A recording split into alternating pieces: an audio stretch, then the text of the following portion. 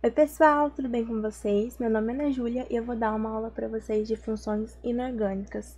Antes da gente começar, esse e-mail que está aparecendo aí na tela é um e-mail que eu criei justamente para as meninas que vão participar da Olimpíada. Então, se vocês tiverem algumas dúvidas sobre a minha aula ou os meus exercícios, vocês podem me mandar lá que eu vou responder assim que eu puder, tá bom? Bom, vamos começar. Nessa aula de funções inorgânicas, eu vou citar com vocês as 4 principais funções, que são ácidos, bases, sais e óxidos, principalmente com foco em nomenclatura e formulação. É muito importante você ler ali uma fórmula e você saber identificar o nome, da mesma forma que se você lê o nome, saber identificar a fórmula, tá bom? Isso ajuda muito no momento que você está ali no exercício, tá certo? Então, vamos lá. Vamos começar aqui com ácidos. De acordo com a teoria, então, ácido-base de Arrhenius, um ácido corresponde a toda substância que, ao ser dissolvida em água, produz como cátion o íon H+, ou então também chamado de íon hidrônio, tudo bem? Isso aqui é muito importante, gente, produz, porque é um processo de ionização, tá certo? Antes, essa substância aqui, ela não era formada por íons, ela estava estável. E aí, quando ela é dissolvida, ela se separa, formando íons, tá certo? O que é um íon? É um elemento quando ele tem carga. Geralmente, os elementos, eles estão estáveis, tudo bem? Então, quando eles estão, eles perdem ou ganham elétrons, tá? Sempre se lembram disso, gente. Qualquer reação é só na eletrosfera. Não se mexe no núcleo. Pelo menos não em condições normais. Então, assim, sempre a eletrosfera sempre é ou ganho ou perda de elétrons. No caso de um cátion, ele perdeu elétrons. No caso de um ânion, ele ganhou elétrons. Tudo bem? Lembrando aqui, uma retomada, elétrons são cargas negativas. Bom, sempre que vocês veem uma ionização, ela pode aparecer ou assim, com a água se subentendida, né? Se subentende que a água ela tá no processo de ionização, ou dessa fórmula, com ela aqui presente. Por isso que eu coloquei aqui, tá vendo? Produz o cátion íon H+, ou H3O+, tudo bem? Assim, pessoal, é muito importante vocês saberem ler uma equação, ler uma ionização, tá certo? Por exemplo, como ele foi dito aqui, ele sempre vai liberar H+. Então, por exemplo, aqui, liberou H+. Esse númerozinho aqui se chama índice de atomicidade. O que quer dizer esses números? São quantos átomos daquele elemento tem na substância. Então, aqui nesse caso, nós temos 2 hidrogênios. Por isso aqui, quando ele liberou H+, vocês concordam que cada hidrogênio vai liberar um H+? Então, nós temos 2 H+. Aqui, nesse exemplo, vocês podem ver que não tem nenhum número embaixo. Quando não tem nenhum número, se subentende que tem um, tudo bem? Então, aqui, por exemplo, tinha um H, ele vai liberar um H+. E aí, depois, vem o ânion.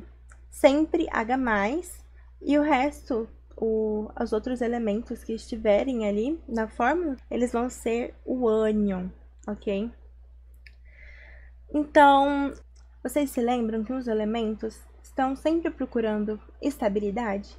Então, aqui, por que que aqui virou 2, virou SO4 2-? Este 2zinho aqui, ele vem do hidrogênio, tá? Do índice de atomicidade do hidrogênio. O que acontece?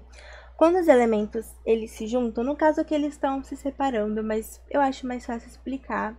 Quando eles estão em formas de íon e vão se juntar de novo. Quando os elementos se juntam, eles procuram estabilidade. Para isso, eles vão trocar as cargas deles, certo? Então, aqui, este cátion, no caso, que não tem um elétron, certo? Ele tem um elétron a menos. Para ele ficar estável, ele precisa ganhar 2 elétrons. E para esse aqui ficar estável, ele precisa perder 2 elétrons. Logo, é como se eles fizessem uma troca, tá certo? Esse vem para cá e esse vem para cá. Aí vocês devem agora estar me perguntando sobre esse 4 aqui. Por que que então aqui não virou mais 4, por exemplo, H mais 4? É o seguinte, gente, esse 4 aqui, ele é só do oxigênio, ele não é do enxofre. Se ele fosse do enxofre e do oxigênio, seria assim, olha, ele estaria entre parênteses, tudo bem? Mas nesse caso, como ele não está, tá? Ele é só do oxigênio. Outra coisa é que eu deixei um esqueminha para vocês terem a visualização de como funciona. Então, a substância HCl, que no caso é ácido clorídrico, dissolvida em água, libera H+ e Cl-. Aqui, os ácidos, então, nós temos dois tipos de ácidos, como vocês também já puderam perceber. Nós temos os hidrácidos e os oxiácidos. Os hidrácidos, eles não têm oxigênio na sua fórmula, tá vendo? Por exemplo, o HCl, ele é um hidráxido, não tem oxigênio. Os oxiácidos são aqueles que têm oxigênio na fórmula. Então, tá aqui, tá vendo? Por exemplo, o ácido sulfúrico, ele é um oxiácido. Vamos para a formulação. Nomenclatura e formulação. Os hidrácidos é muito simples, gente. Ácido, o nome do elemento e hídrico no final, tá? O sufixo hídrico no final. Por exemplo, H, hidrogênio, e F, flúor. Por isso que é importante vocês saberem, tá bom? O símbolo de cada elemento. Então, ácido fluorídrico, ácido clorídrico, ácido bromídrico, ácido iodídrico, ácido sulfídrico. Esse aqui é legal, né? Ele é uma exceção. Geralmente, os ácidos hidráxidos, eles têm dois elementos. Aqui são duas exceções que a gente tem, tudo bem? Ácido sulfídrico, que aí não é enxofre, né, que a gente fala, mas vem do nome em latim, tá certo? E esse aqui vem do íon cianeto, tá legal? Então, são duas exceções que a gente tem. Mas a maioria é essa regrinha aqui que eu citei para vocês. Então, é bem simples. Nomenclatura agora dos oxiácidos. Gente, muitas pessoas aprendem conforme o NOx, tá? Que é o número de oxidação de cada elemento. Eu, particularmente, aprendi de outra forma e eu achei muito mais simples. A principal forma é aprender os principais, tá? Então, esses daqui, que eu deixei esse quadradinho rosa, são os principais ácidos que mais aparecem.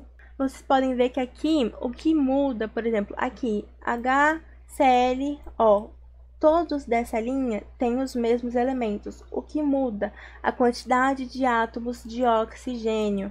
Então, essa é a principal fórmula para você aprender o nome de cada um deles. Então, por exemplo, ácido perclórico.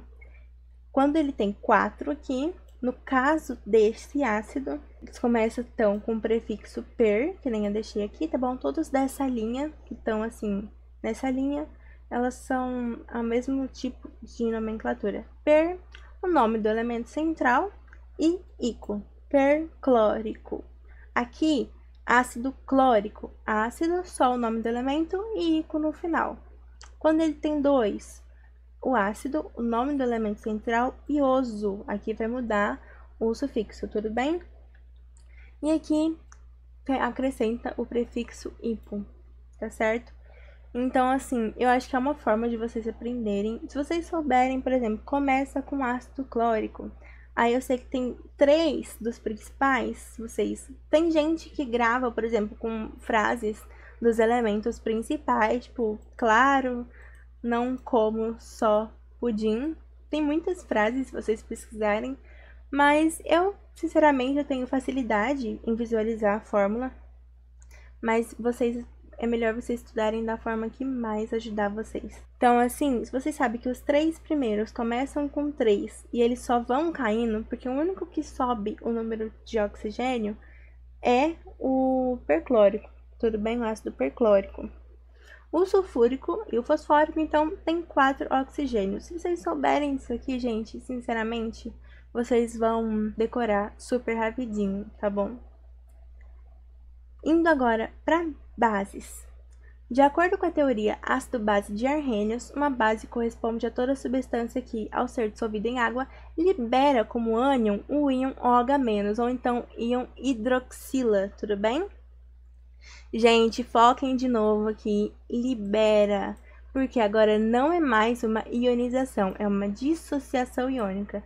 Então, o que significa? Significa que a substância ela já era feita por íons. Então, se ela já tinha íons na composição dela, agora a única coisa que vai fazer é separar esses íons. Nesse caso aqui, coloquei aqui uma observação para vocês, a única base que vai resultar de uma ionização, coloquei aqui para vocês, é o hidróxido de amônio. Então, assim, galera, aqui deixei também um exemplo para vocês verem. Aqui, no caso, é o hidróxido de bário. Quando ele se dissocia em água, ele libera o cátion Ba2+, e 2OH-. Gente, a parte de dissociação iônica, essa parte da equação muito parecidíssima com a parte da ionização. Tudo bem para vocês?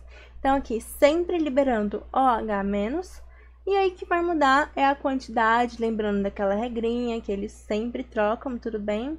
O número de atomicidade, certo? Então, o número de cargas vem para o número de atomicidade.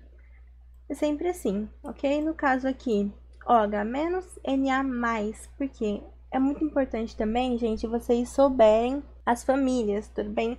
Decorar ali, aprender, principalmente a família 1A e a 2A, porque a 1A, ela tem tendência sempre a liberar um cátion, e a família 2A a liberar 2 cátions, tudo bem? Se vocês souberem essas duas famílias, os principais elementos delas, vocês vão tirar de letra. O alumínio, que é da família 3A, libera o cátion 3+. Então, aqui de novo, sempre colocando entre parênteses, porque esse 2 aqui, esse índice de atomicidade, significa que ele tem 2 OH, certo?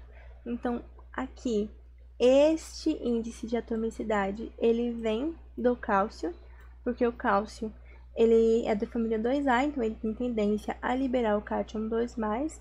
E quantos OH que ele vai ter aqui? 2, certo? Então, aqui, 2 OHs. Nesse caso aqui, 3 OH. A gente sabe que esse índice de atomicidade vem do alumínio. Então, alumínio, 3+ e 3 OH-, certo? É bem simples também a base, tá bom, pessoal? Lembrando que a dissociação iônica, ela só acontece em bases e sais, ok? Nomenclatura e formulação das bases. Muito simples, gente. Hidróxido de e o nome do cátion ligado ao ânion. Então, aqui, hidróxido de sódio, hidróxido de potássio, hidróxido de magnésio, de cálcio, de bário, de alumínio. Esse aqui é uma exceção, né? Hidróxido de amônio. Aqui, o que acontece, gente? Até agora, vocês lidaram com cátions que são elementos, na verdade, que só liberam um tipo de cátion. Então, os elementos da família 1A liberam somente cátions mais, só um cátion. Os da família 2A liberam 2 cátions, mas nós temos elementos que liberam 2 tipos de cátion diferentes. Aqui eu tenho os principais, tá certo? Isso aqui para vocês conhecerem mesmo, ok? Por exemplo, o cobre. Ou ele libera mais um cátion, ou ele libera 2+. O ferro, ele libera 2 ou 3 cátions. O ouro, ou 1 ou 3 cátions. O chumbo, 2 ou 4 cátions. Então, assim, é importante vocês saberem disso. Eu acho que, assim, decorar aqui não é o sentido de decorar esses aqui. É mais o sentido de vocês saberem que existe. Se vocês aprenderem, assim, principalmente o ferro, que provavelmente aparece bastante, é o que é mais comum, né? Então, assim, geralmente, todos aqueles que são o primeiro tipo de liberação, por exemplo, o ferro libera 2, mas aqui ele começa liberando com 2, ele libera 2+, tá certo? Termina aqui, no caso, né, o nome do elemento e o prefixo oso. Já o segundo tipo de liberação termina com ico, ok? Então, se vocês puderem ver, a segunda liberação aqui do cobre termina com ico e a primeira com oso. Então, eles podem pedir para vocês os dois nomes, tudo bem? Ou eles realmente colocam assim, hidróxido de ferro 2, aí vocês sabem que libera 2 cátions. ou hidróxido de ferro 3, ou eles podem também colocar hidróxido férrico, hidróxido ferroso. Então, é legal vocês conhecerem esses principais nomes, tudo bem? Bom, pessoal, obrigada por assistirem. Lembrando aqui do meu e-mail, se vocês quiserem tirar alguma dúvida, essa foi a primeira parte onde eu citei, então, aqui, os ácidos e as bases. Também vai ter um vídeo sobre os sais e óxidos, é muito legal, muito importante assistir, já tá liberado pra vocês, tá bom? Te espero no próximo vídeo, beijo!